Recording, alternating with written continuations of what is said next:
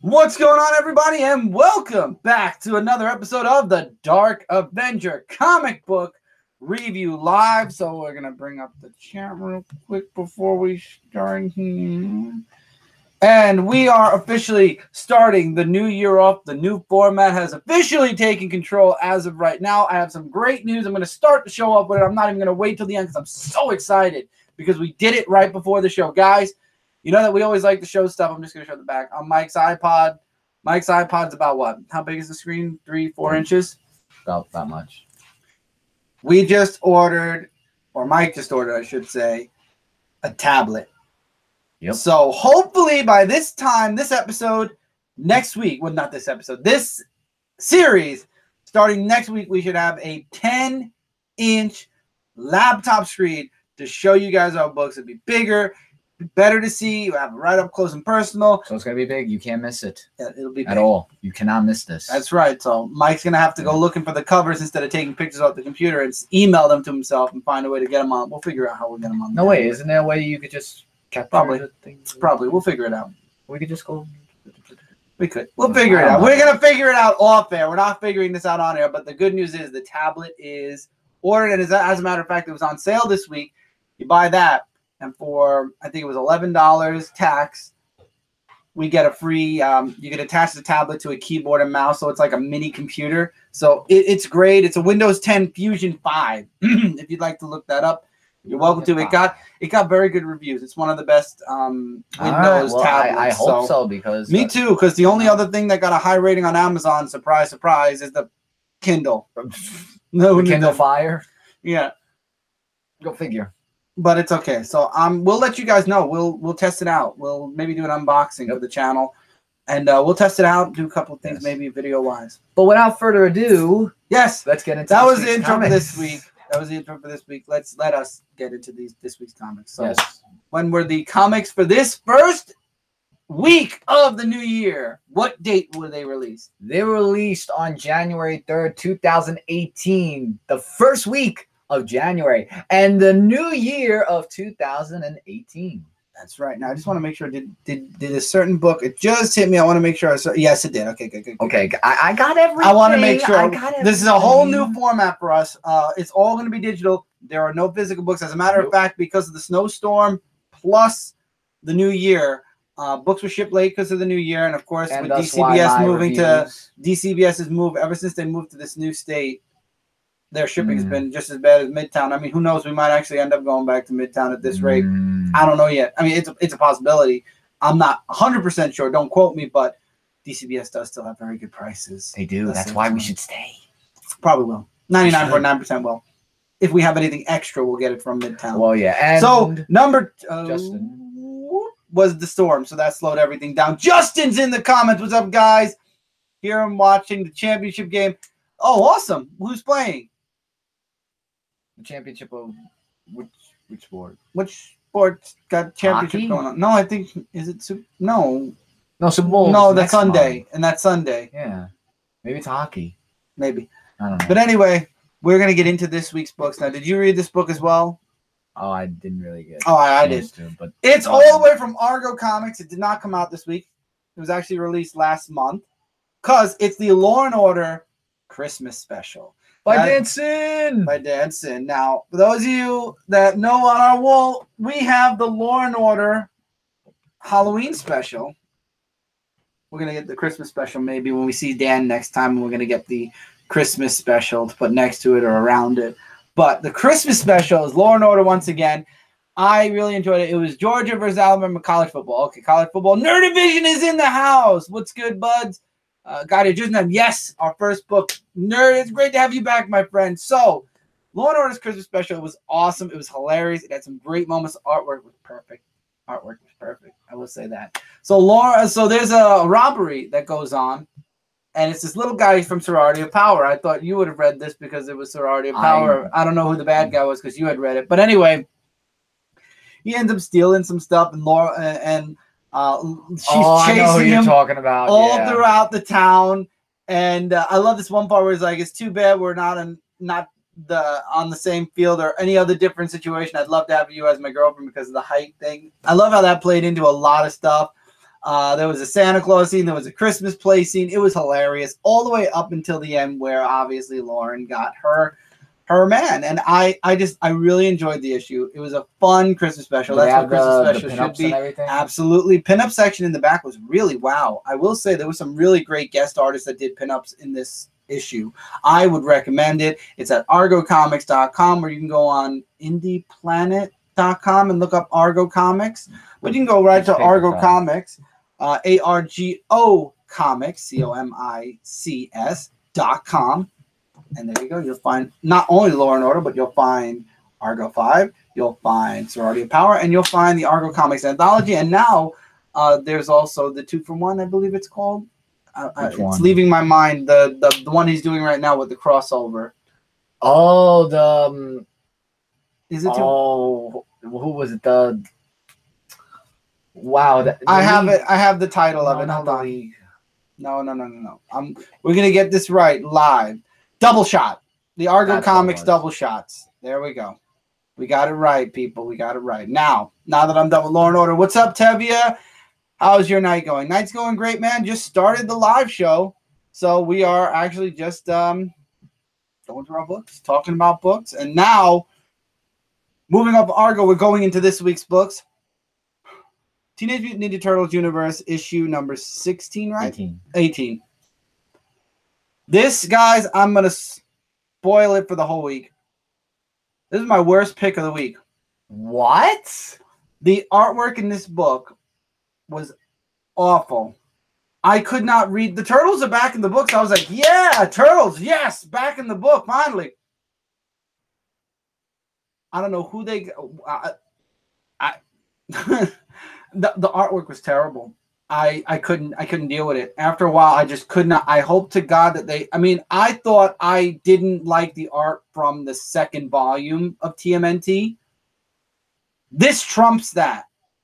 I couldn't finish reading it. So I'm sorry, guys. I can't give you a legit review. I skimmed the rest of the book just to know what happened, but honestly, it was a nice special, but I couldn't. I just could not. The artwork was so bad. Oh, so you read it, Nerdivision. Nerdivision says, I agree on the art for TMNT Universe. It was bad. It was just, I couldn't know. I wish I had the book to show you guys how bad the artwork was. But go ahead. All right. The Walking Dead, issue number 175.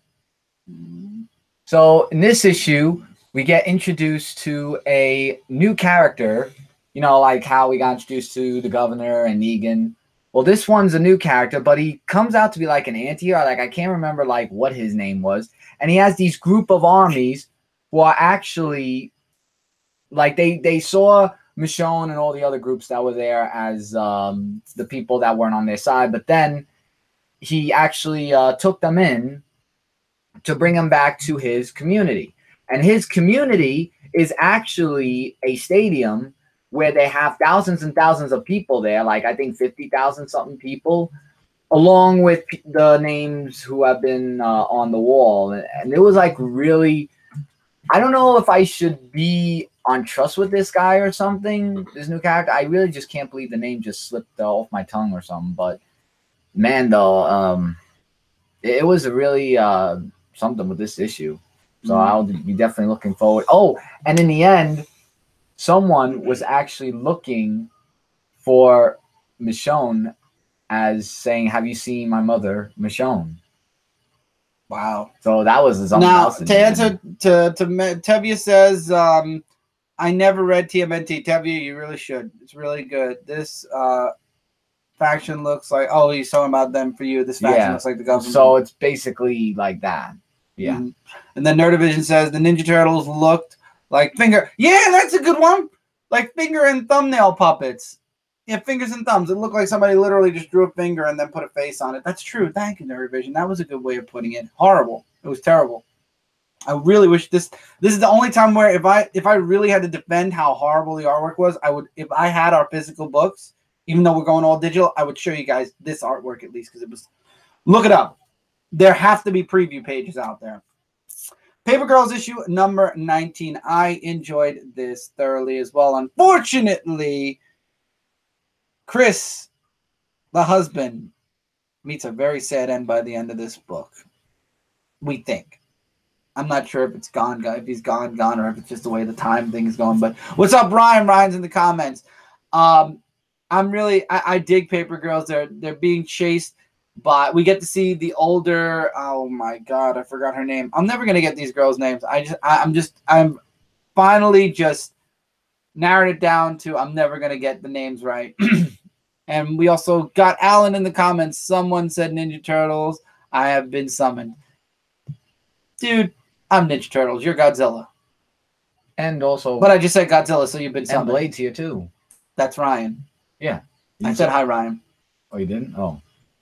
But I enjoyed Paper Girls. The ending was really a good one. I will say that, with the old woman again saying, see, I told you, if you went out, things were going to get messy. And they sure did. Apparently, the girls are considered time-traveling terrorists because they're the ones jumping from time to time, and it's the Time Lords that are trying to stop them. But it really was the Time Lords' fault that this all started, kind of. Sort of. Ish. Yeah. And they still harp on Mac being dead, so I know that Mac and KJ probably are going to end up in the future or in a different timeline together, and they're just going to play it off that Mac died because of that. I think it was leukemia she died from. I think that's how they're going to play it off. That's my feeling on it anyway. Doesn't Paper Girls revolve around time travel? Yes, but it's a good time travel, Tevia. There are books, believe it or not, that do it right. Back to the Future did. Back to the Future did. Yeah, Back to the Future is an awesome way of time traveling. Birthright issue 19. 29. 29? Sorry. I knew it was a 9. Birthright issue number 29. We finally find out why Mikey made the decision he made, why he decided to team up with Lore. And I got to talk about this book because it was one of my favorites for the week. It turns out that Lore ended up taking Mikey, using Mikey's blood. He's able to show Mikey what's going on Earth. And he shows Mikey his family and how the mom is leaving the dad. The dad thought about committing suicide because he lost his son. And all these bad things are happening. And Lore knows this. And Lore is using this, obviously, to get Mikey to go back to Earth to kill the wizards so that they can get through. And the grandfather finds this out, and it's like, whoa. So now you know Mikey did willingly go with Lore or become Lore's agent because he wanted to come back and save his family. Then, of course, there's a sacrifice that needs to be made in order to fix the choice that Mikey made. Now the question is, who will make the sacrifice if there has to be a sacrifice? I'm really digging this book in ways you guys can't imagine, and I'm glad that this book is not a miniseries and it is going on for a while. I really am enjoying Birthright.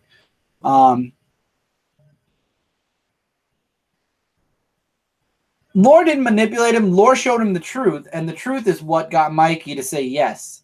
That's the thing, Tevia. He didn't really manipulate him. He knew what strings he had to pull and what to show Mikey in order to get Mikey to say yes.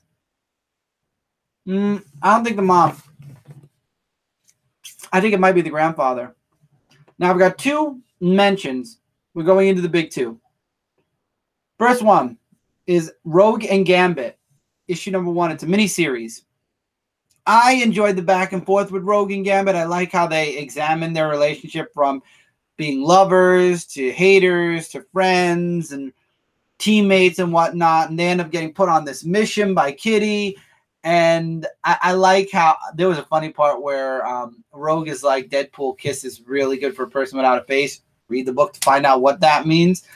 But I died laughing at that part, because you have Gambit who's getting all jealous. What do you mean? Is he better than me? And she's like, you walk right into that. And I thought this was a nice book, but again, this is just an honorable mention. By no means am I really thinking about reviewing this book full on, but I will probably end up, since I brought up issue 1, I'll probably continue, as you guys noticed, and I'm enjoying the miniseries for what it is. It's digital. I'm doing it digitally. I'm hoping the brother won't die. The brother will not die, Tevia, because the brother has something. He's a wizard also. He has something special inside of him. Tevia's still talking about Birthright. Now, X-Men Grand Design, issue number 2. I am literally only throwing this one out there because I have not read it yet. I literally just finished issue number 1, and I have not started issue 2. I'm bringing this book up strictly because X-Men fans are going to love this mini. It's a 3-part, huge, thick book mini.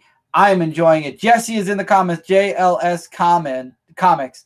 Did you say Wizard? I'm wow. Okay, Godzilla's Alan. Wizard is Jesse. JLS. Who else has a name that I have to call? Oh, wait. Jay. What do we call Jay? Skynet. If Jay says something in the comments now, I swear, there are key words here that I'm going to put in the chat every single week. And if you say those words, those people will probably appear. So, now, continuing.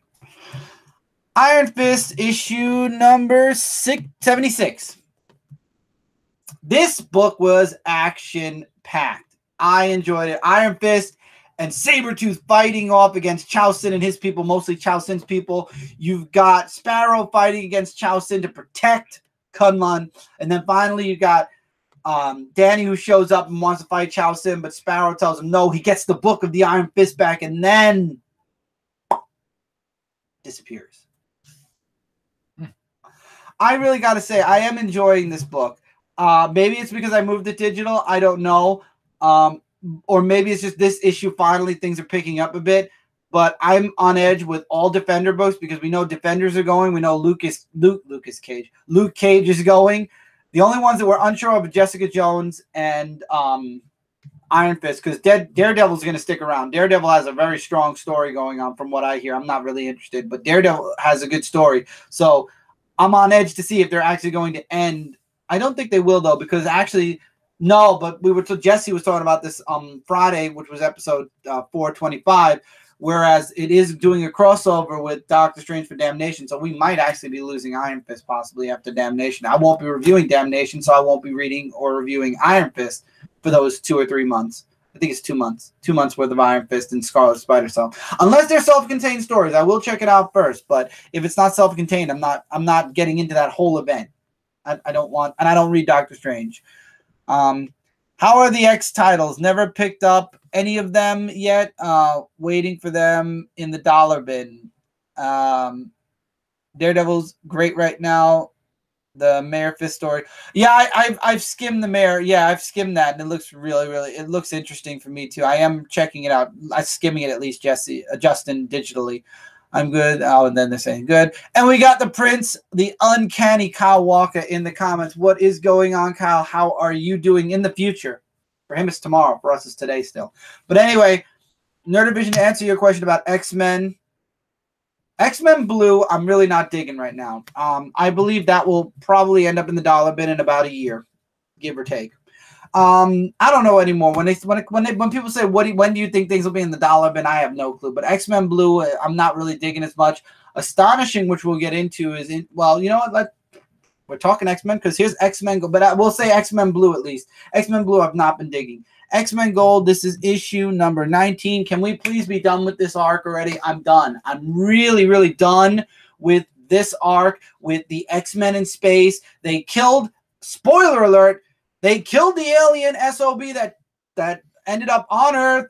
They put him in that makeshift Brotherhood of Evil Mutants. He was an alien. We got that whole big special one-shot about him that nobody cared about but wasted $5 if they bought the book on. And Wolverine, Old Man Logan, killed him in this issue. But there was some action. You have the X-Men Gold team fighting this big godlike being on this alien world that nobody gives a crap about or will see again after this story arc probably. And yeah, I'm ready to be done with this. And there's still one more issue to go because they crashed back on the alien planet. And we don't know if anybody survived. I'll tell you, the alien didn't survive, so the story should be over. But X-Men Gold, honestly, this is the book that's up and down and up and down. There are some really good arcs, and then there are some really bad arcs, and this is one of those bad ones. Let's see. We're over there. Okay. And they're saying, hello. The X titles have been met. They have been. I will get to Astonishing X-Men next. That's right. I'm great. Gold is the best. Out of all of them, out of blue and gold, gold is the best. Blue is boring. I agree, Tevia. Jean Grey has been good. Jean Grey has been good, but they canceled Jean Grey now.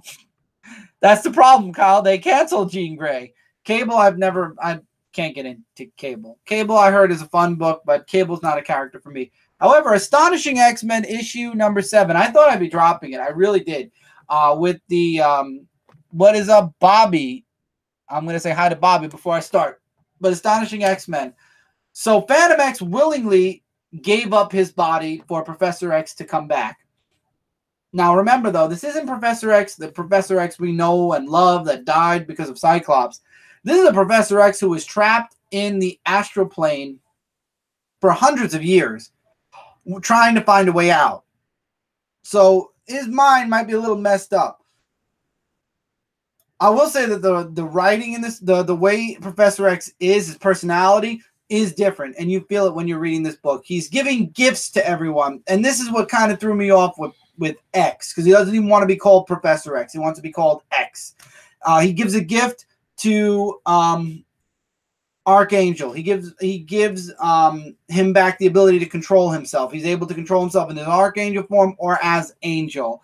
So he gets that. He gives a gift to the army people. He saves the whole state from the infection and then wipes their memory of any of this ever happening, so they don't have to worry about the paperwork or whatever for it. Psylocke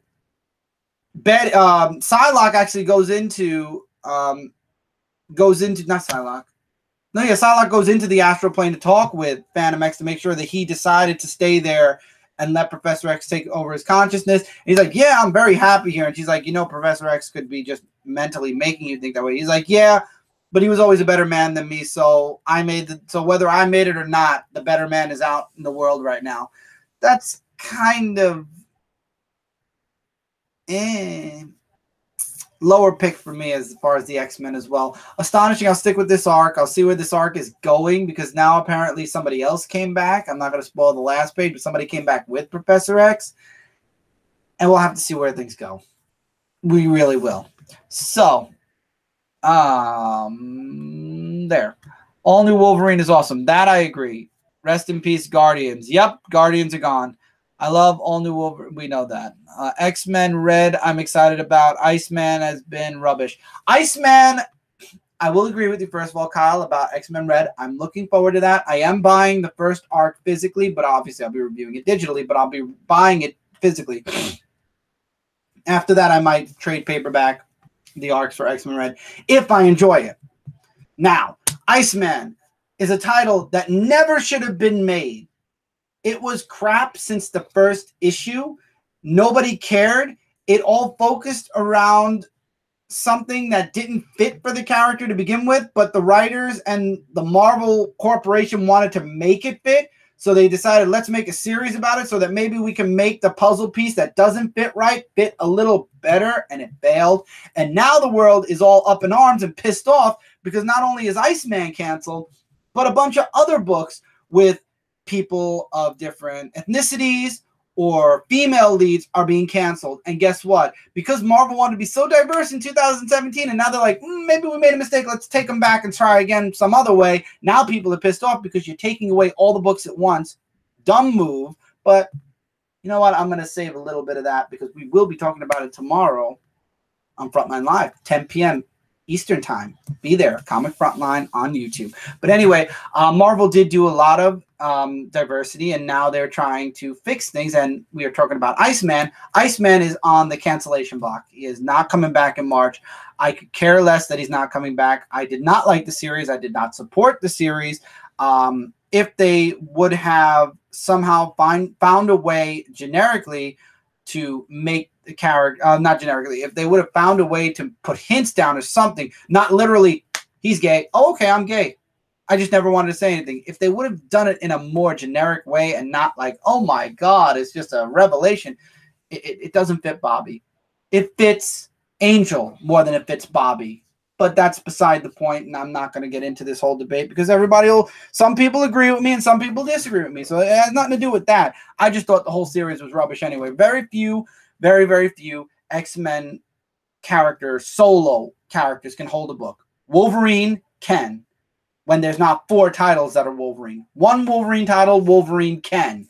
And that's it, really. Wolverine's the only one that can really hold a really good title for a very long time. I will say that. Every other X-Man needs to be in a team, and that's that. I mean, miniseries, fine, but having Iceman as an ongoing, I want to know what Marvel head thought that would be a great idea, because I could have told you from the moment that was announced it was a bad one. And we had more comments since then.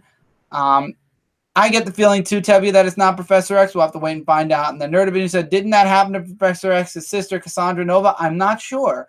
Where she was trapped in the astral plane and came back, recycled. I'm not too sure.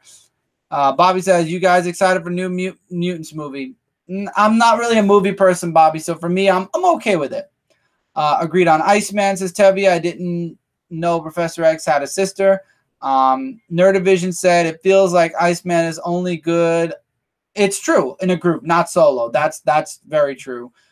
Please turn Iceman. Tevye. See, now, Tevye, Marvel can backpedal a little bit and cancel the series. Marvel would set off so many people now because they've been so pushy about Iceman being gay. If they undo that, especially right now, there will be pandemonium against Marvel. So now Marvel had the chance to say, well, maybe the Iceman from the past, but the Iceman from the present isn't. But now that they've solidified it, they've tried to push it down our throats for so many solo issues. If they did go back on it, I would kind of say that's garbage also, because why try to push something and then you see it fails and end it? It's wrong. Would I love for them to? Yes, but there will be such an uproar. There will be such an uproar, and so many people will be done with Marvel if they did that right now, that even if they did want to do that behind closed doors, they will not do it, because it would cause a really negative outcry towards their company. So I think even Disney would be like, guys, you did this to yourself. Now you got to live with your decisions. It's kind of like one of those things where you're playing a video game, and you know how they say your choices matter, and you can't go back and redo the game because you'd have to play the whole game over. Same thing, except you can't go back. There's no reset button. You make the choice. It's decisioned. It's done. And that's how you have to hold on to it. And they made the decision for Iceman, and now they have to live with the repercussions until they can find a way to somehow fix it, which I don't think they're going to do anytime soon. I don't see a backlash. You don't? Tevye? Even if it's a small one. A small one, listen, when it comes to, what was it? When you have something, it becomes a snowball. Even if it's a snowball, as it rolls down the mountain, it picks up more snow. It will become an avalanche by the time it hits. Trust me. I know how it would work. They will not change Bobby right now. Bobby is stuck. Iceman is stuck in the choices Marvel made now. For a while. I don't know if they'll ever be able to change it, honestly. Maybe one day. Just not today. And I'm done talking about Iceman, because I know there are people out there that disagree with my choice, that say that Iceman, there were seeds planted. I've never seen one seed planted. Bobby was always chasing the girls. But you know what?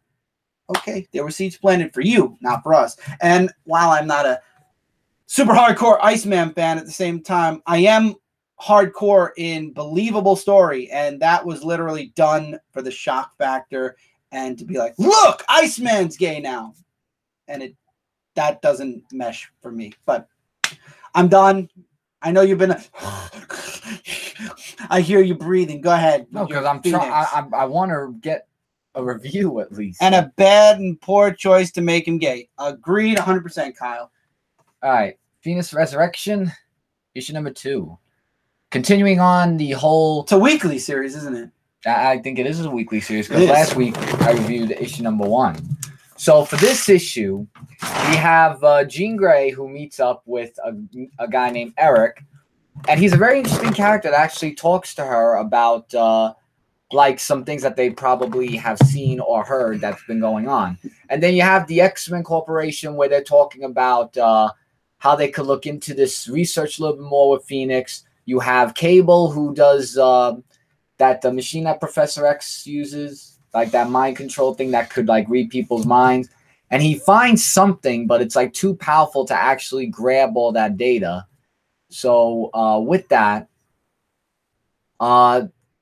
they actually are trying to look into some more detail about this whole Phoenix thing, which leads into the end where they get this whole thing of like looking at the sky again, and it's that Phoenix thing. It's gonna play a real major role in this Phoenix. So wait, Young Jean is dead?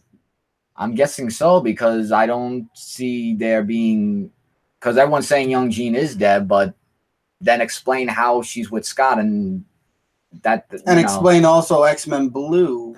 That's another thing. So explain those two, and then I have no idea. Unless they're going to be X-Men out of time forever. It could be time travel too, because they're meant to do that. Which means X-Men Blue will be in the dollar bin by the end of the year. Probably. But anyway, Tevia's happy that past Jean is dead, which is weird. And then Kyle says that book is good. I agree. Phoenix sounds like a really good book, but I haven't been reading Jean, so I haven't been reading Phoenix. But I have been reading Captain America 697 in the clutches of Kraven the Hunter. Kraven actually has a contract for Steve. And basically he's playing with his contract, but he can't kill him. And Steve finds this out at the end of the book, but you get to see he gets trapped on this island. He says, if you get to the end of the island, I'll give you your shield back and your freedom. And, of course, Cap doesn't believe him, but he goes along with it because there's an innocent civilian that's entangled in all this. And then we find out after going through the island that that innocent civilian was part of the trap. But Cap obviously one-ups Kraven, but we find out that the bad guys from the first issue, which I had a feeling they were going to play a role in this first arc, they ended up capturing Captain America. And for the first time in the series, I know it's only been 3 issues, but for the first time in the series, we actually get it to be continued. So it looks interesting. I'm really interested in seeing where Mark Waid and Chris Samney bring Cap. I think that now the series is kind of starting to pick up steam a little bit. And then also at the end of this book, for those of you following Wolverine, there is a small short scene where our Wolverine is looking for Steve, but obviously Steve is not at the bar because he was captured.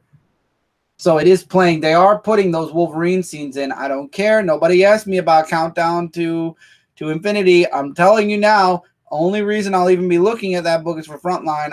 I'm not buying that book. There is no way Marvel is getting me to waste my money on another event when they promise nothing for 12 months or 11 months.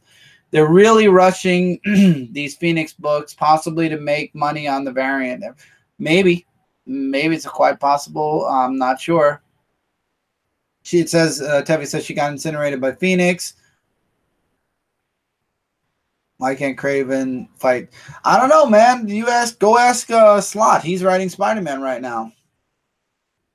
Moving off of Marvel, going into DC. But before we hit DC, we're going to back it up a little bit to the indies. But it's a crossover with DC. The Shadow, Batman, and this is issue number 4. Damian chasing the Silent Seven. Batman fighting the control of Khan.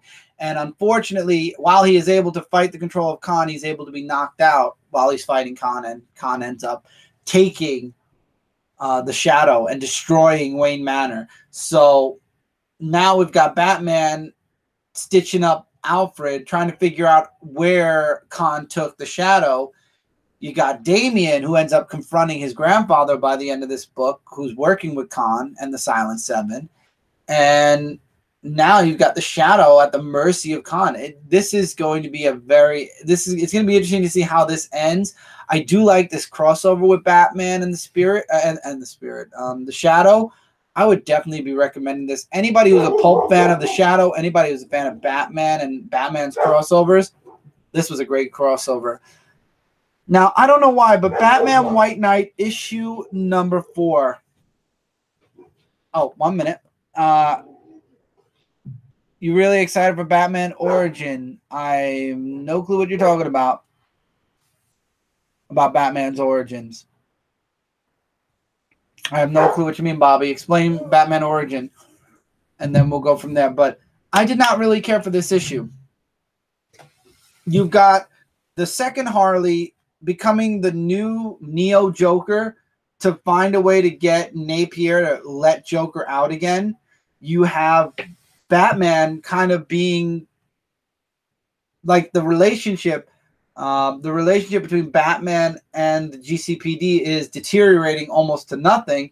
You have Napier actually making an offer to Nightwing and Batgirl to give them their own, make them leaders of their own task force with the GCPD, give them their own Batmobile, so to speak. And basically, he is turning Gotham against Batman, and it's working. And now Batman's, Dick and Barbara, who work next to Batman, next to Bruce, are also, he's like, we want you to work with the GCPD. We don't want you to work above them or behind them or whatever. We want you guys to work together, and we're not going to deal with the vigilante stuff anymore. And that's what I feel is going to push Batman out or put him in behind the bars again. I meant origin of Bruce Wayne. Still don't know what you mean, my friend. Is it a comic series? Are we talking about? Are we talking about because I don't know if there's an origin of Bruce Wayne comic coming out. But I don't know how I feel about this issue. And then, of course, you got Neo Joker making the remark to Napier, either let Joker out or I'm going to destroy Gotham. And the only person that's going to be able to stop me is somebody that's equally as insane as me, and that is the person you're hiding. All right. Batman 38. Oh, it was called The Origin. Okay, we're going to get to that, Bobby. Don't worry. That's at I have that book. Okay. I didn't know it was called The Origin of Bruce Wayne. All right, Green Arrow, issue number 36. After the last issue where... Low battery. Sorry. After the last issue where the mother leaves Green Arrow behind, it is up to now Black Canary and Henry Piff to find him since they have the tracker. So throughout the whole story, you have Spencer who's talking with the judge about all these questions against Oliver Queen and all that stuff. And then you get where Black Canary and Henry Piff, they do find Oliver Queen and, of course, Green Arrow. And, yes, he gets back with Black Canary. I love how he kisses him and then kicks him, like, between the legs, like saying, oh, I love you, but this is for all the pain. Like I thought that was actually funny. Jesse Gale says he likes the cover. Yeah, the cover is really awesome. And when we get to the fight where Shado actually fights off against the Ninth Circle of Mariah, and I can't remember the other person's name, because Broderick really gets it from Domino, the mayor. He really gets it. We have Amico who actually joins in the action, but here's the thing. When Shado shot the arrow, it actually did not hit Green Arrow. It actually hit Amico. So the next issue, I don't know if we're going to see the death of Red Arrow, because Amico's name is Red Arrow. So that was a really intense scene right there, but that was awesome. All right, we're going into Nightwing issue number 36, continuing the Judge's story arc. So the Judge is meeting with the mayor. Nightwing was shot, barely survives. We're getting another story with, I forgot that shark guy's name, but you're watching him kind of, he's trying to make money so he can get his father medicine, and he's working in a gang, and the gang kind of makes fun of him and beats him up. But he tells his father differently, obviously, because his father's sick and dying and whatnot. I feel bad for that guy. I really do. But Nightwing is trying to find the Judge, and he's following a trail. He's asking the underworld about him, beating people up about it. He ends up saving, I forget, if the mayor's secretary, was it? Or somebody who was in a casino. And she says that, and she shows him the coin, and Nightwing's starting to worry. So he takes the coin and goes to the mayor's office, and it turns out there's a big dialogue between the Judge and mayor. You want to find that out, you can read the book. Long story short, he found out that the mayor was doing some dirty stuff with the casinos, and all he wanted from the mayor was him to admit it, and then he could quit like he wanted to. And the mayor's like, I didn't want to quit for some reason. I think the Judge has some type of a mind control, because he admits it and then kills himself. And now the casinos are being closed down until further notice, which is where all the money for Bloodhaven is coming from. And now you've got Dick worrying, oh my God, usually the Judge kills somebody, which he thought was the mayor, and then moves on. This time the Judge killed somebody, and he's here to stay. So now Nightwing either has to finally, after all these years and all these times that the Judge has finally got away, now he actually has to catch him. or stop him or find a way to make him leave. Very interesting stuff. And I see it now on the cover, so I apologize, Bobby. I don't know why, but I did not see it. But Batman issue 38 is what Bobby was talking about. The origin of Bruce Wayne. This rich boy's parents end up being killed, and nobody knows who killed them. The MO at first, we think it's Zsasz. And Batman interrogates Zsasz. Wasn't him. So they go back and look over the clues again. And all this time, Bruce is talking with this boy who's saying, you know, my parents looked up to you.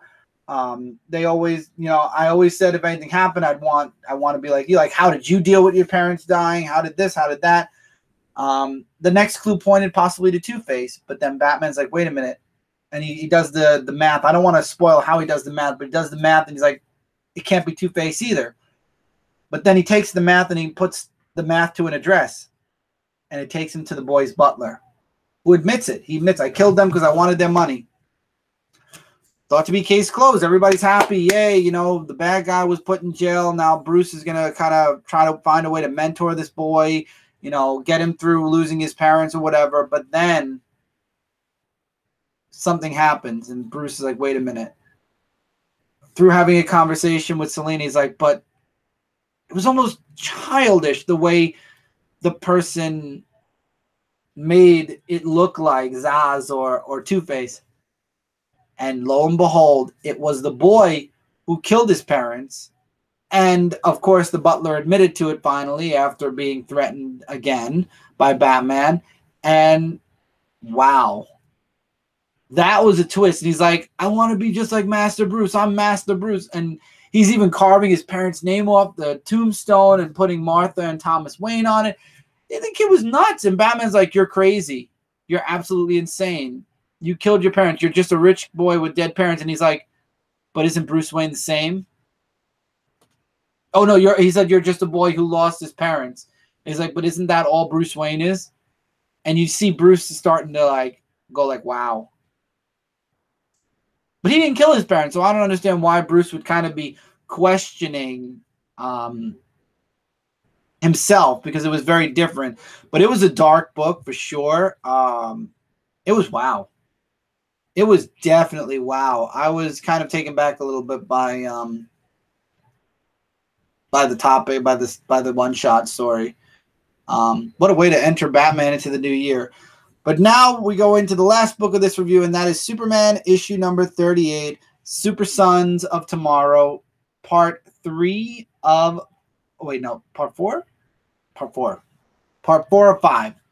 And Alan pops in going, I don't question anything, Batman, since you know he has godlike status. This is true. This is true. But it was a creepy book. I agree with Tevia. So, Super Sons. We are still talking about John having the solar flare, which means solar flare still somehow exists in the DC universe. I hate it. I hate every moment of even hearing that word in DC.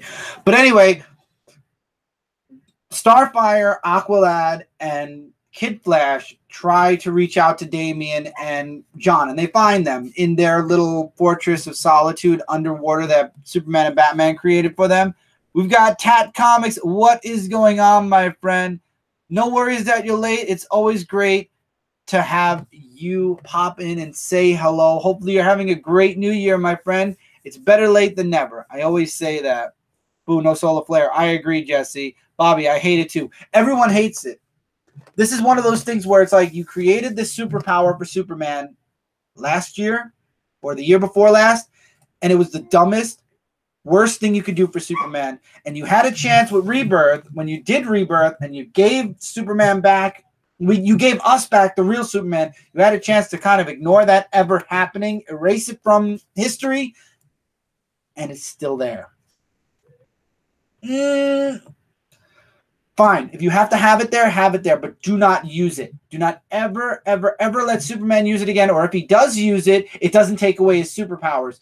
Because it worked for the New 52 Superman because he was a jackass. It does not work for our Superman because he's not a jackass.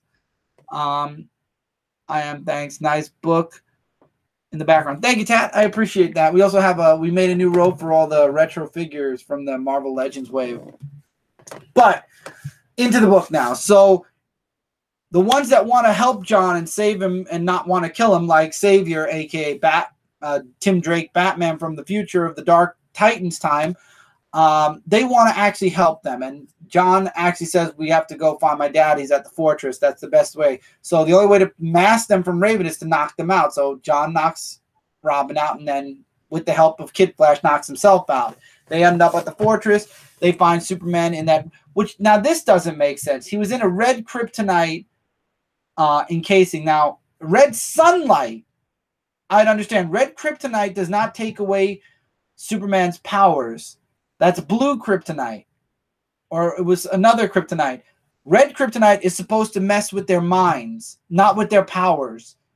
It should have been red sunlight. That would have made more sense. Red kryptonite made absolutely no sense whatsoever, because it doesn't do that. Unless you go back to, and I will say this actually, unless, and this is actually smart, the writer went back and looked at, there was an arc back in the 90s where Mxyzptlk teamed up with Lex Luthor, and Mxyzptlk created red kryptonite. And this was where Lex Luthor used the red kryptonite and Superman lost his powers. But the only way for Superman to get his powers back was to find out that Mxyzptlk gave Lex Luthor the red kryptonite. And inadvertently, by the end of the story arc, Lex Luthor told Clark Kent that he got the red kryptonite, or the means to do it, from a being from the fifth dimension. And that's where Superman's like, it was Mxyzptlk that gave it to him, and boom, he got his powers back. So in retrospect, they're going with the premise of that story arc where that red kryptonite took Superman's powers away. So that's okay, I guess. Thinking back at that, it just reminded me when I was thinking about it. I actually have the trade paperback of that. It was smart. Oh, Mxyzptlk team with Lex Luthor. I don't know where. I have 4 piles of books, Jesse. If I had it readily available, I would. Let me see if I can actually get it on Amazon real quick and show a screenshot. Because I know for a fact that it was Red. Let's see if it shows up. I just need the cover. There it is. Crisis of the Crimson Kryptonite. Let's screen share a moment. I'm going to show you guys the cover right now. You guys are going to see like a silhouette. I apologize. But here it is. It is the Crimson Kryptonite. Crisis of the Crimson Kryptonite. And it's also where Clark Kent asks Lois to marry him. I wish there was a way for me to get into the book to show the cover, but that's it. I could actually look it up real quick and get you guys a closer look at it. Let's see if I can get it real quick.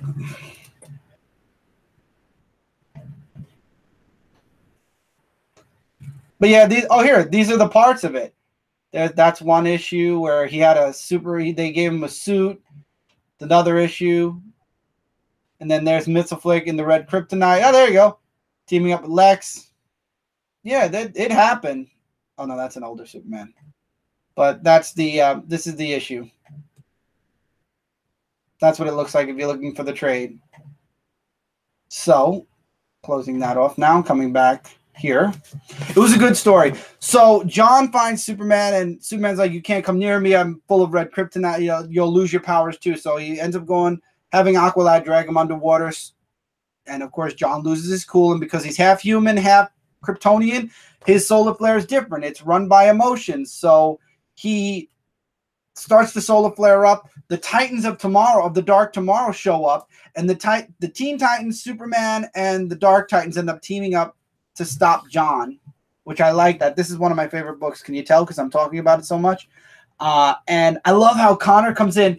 And number one, he knows who John is. So I love that Rebirth kind of changed a little bit so Connor knows about John. But notice that Superman doesn't really flinch about Connor going, who are you? Or anything. That's what makes me wonder if, and there's one more part still. I'm wondering if because of this arc, Superman might start looking for Connor. Like, where is Superboy? Where is the first Superboy? Because he didn't die.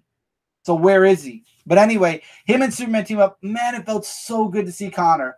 I can't express to you guys, even though it was a dark version of himself in the future, which actually wasn't so dark. It was kind of light. He was kind of a good guy. I guess that the dark future changed actually a little bit anyway.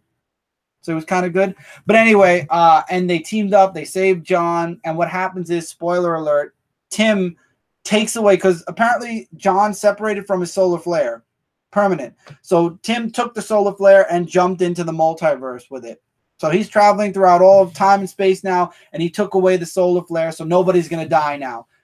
If only they could do that with Clark too, I'd be super happy. Or maybe Clark just will never do it again, and something we don't have to worry about. I mean, we never really see Super Breath anymore either, so it works out. But it was a great issue, but it says to be concluded. Really, the situation was fixed. So now it's like, what more needs to be concluded? And I'm very interested to see if Superman and Connor actually have dialogue with each other. Like, who are you? Like, are you like John in the future? Are you somebody else that we find in the future?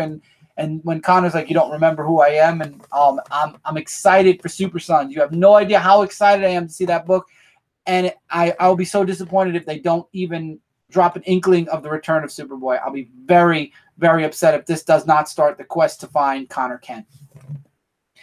Will you drop the title if no? Nerdivision, Superman is the one book that I can never drop, and I did once.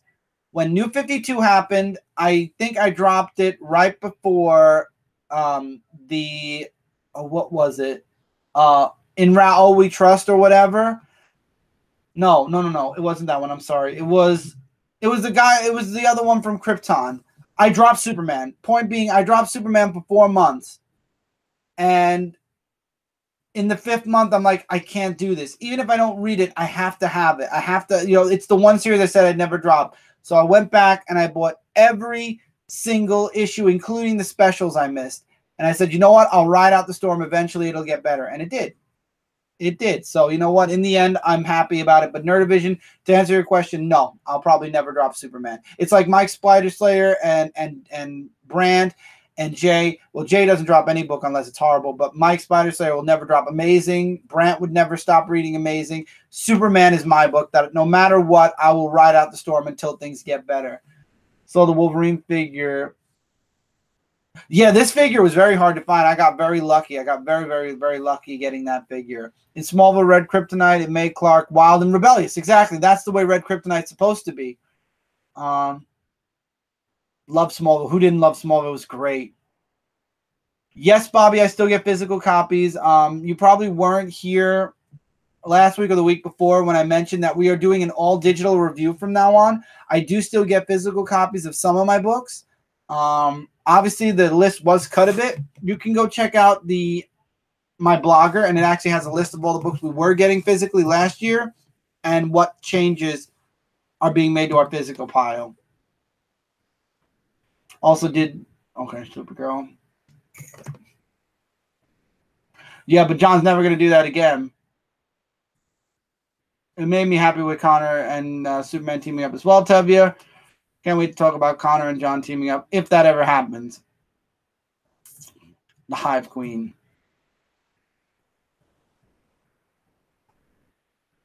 No, I saw that arc. I read that arc. Christmas All, actually, Ryan mentioned the Christmas All. We actually got the last thing we ordered for Christmas today, Ryan. So you'll be waiting a little bit longer, but you'll be seeing it soon. It literally came in the mail this morning. So we got our last Christmas present that we got for each other. So we'll probably end up doing a haul next weekend on Saturday. So stay tuned. But with that, that is it for this review. Yep. Wouldn't you agree? So let's start closings on this live show. Number one, thank you all so much for showing up tonight for this Dark Avenger comic book review. First one with the New Year's worth of comics. First one in the new format. First one that we are making sure every Monday at 10 o'clock, unless something very, very bad happens, or unless, of course, we have to change it for whatever reason. Keep an eye on my Twitter. Links are everything we're involved with. Links are in the description. I have to put SoundCloud back next month. I will, when we start on SoundCloud and iTunes and everything like that. But links to everything else are down below, so definitely follow me on Twitter. But I doubt we'll ever change unless something happens. Again, 52 weeks in the year, now 51, because we just did week 52. We're counting down. So there's 51 weeks left this year. I'm sure a handful of them we're going to have to change the review days for, depending on the books, but I'm hoping not. Stream another snowstorm again, Chris. Dude, if there is another snowstorm, you bet I will. You bet I will. With Spider-Man probably just coming in out of nowhere doing his thing. Still need Instagram? I have Instagram. Didn't I put my Instagram link down below, Alan? If not, I got to put it. I think I did put it. But anyway, as always, guys, thank you all for being here. Attack Comics, Bobby, Ryan, Jesse, JLS Comics, Justin, Tevya. I wanna make sure I thank everyone who was here tonight with us. Alan was here. I think I said Alan. Nerdivision. Yes, I'm going up the list though. Kyle Walker. And I think we covered everyone that was here. Yes. So thank you all so much for being with us tonight. As always, if you enjoyed this video and you're watching this post live, now it's your turn. Let us know in the comments below, because all the comments from this awesome live stream will not be here. All these awesome comments, I wish they were. But now it's your turn post live. Let us know what comics you guys enjoyed. Likes, dislikes, agree, disagree. Post your comic calls on your... I might, Bobby. I might. I'll think about it. I might do that. Great show review. Have a great night, everybody. As always, if you enjoyed, give it a thumbs up. If you didn't, there's thumbs for both reasons. Comment, like. If you're new, subscribe, because we got a lot of really fun stuff coming for 2018 right here and right in the Comic Frontline family. There's a donate button down below if you feel inclined to donate money. All monies go to helping out the channel and getting us stuff like the awesome tablet that Mike got this week that will be coming soon. All monies go to funding and keeping this channel going. But again, no pressure. If you can't do it, no worries, because we'll do it just at our pace. Any monies that we get through donations are just a little bit of a bonus to get us to where we need to be faster. Yep. Best way to put it. So no pressure. Also, don't forget to check out Twitch and all the other places that we were involved with. And tomorrow night, Tuesday, 10 p.m. Eastern, be on Comic Frontline for another awesome episode. We are all going to be back for the first Frontline line of the new year. Frontline Live of the new year. So look forward to that. Top fives, tons of news. All of us back having a good old time. And we will be back next week with another episode of the Dark Avenger comic book review. Till then, everybody, take care. Keep reading, keep collecting, and we'll see you guys in the next video. Hey, everybody. Take care, everybody.